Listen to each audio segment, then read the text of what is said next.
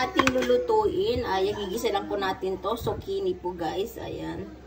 Nabili po natin sa SI yan guys. Tapos, ayan. Yan po ang ating lulutuin. Ang gagayatin po siya natin ng ganito lang siya guys. Ayan. Ayan po guys ang ating lulutuin na ulam guys. Zucchini. Ayan. Tapos lagyan po lang natin po to ng ano lang guys.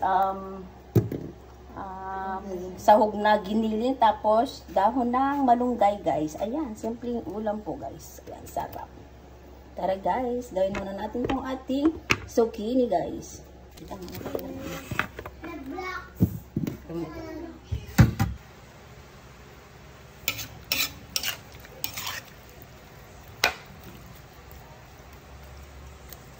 Yan na po guys ang ating ulam, yung ginayat po na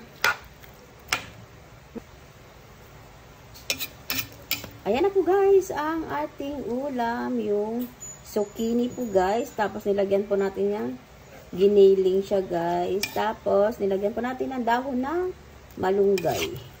Hindi mawawala ang dahon ng malunggay guys kasi ang dami nating malunggay na tanim. Ayan. Ayan po guys ang ating ulam.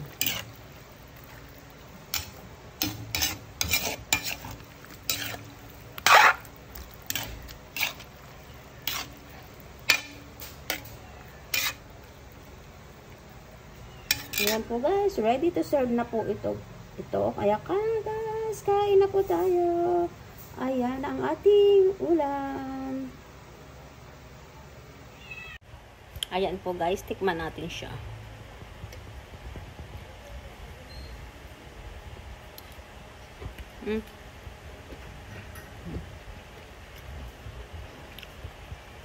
Masarap.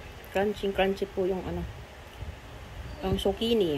Hindi niyo po iluluto masyado yung zucchini kasi po para ano, crunchy niyo po siyang makain.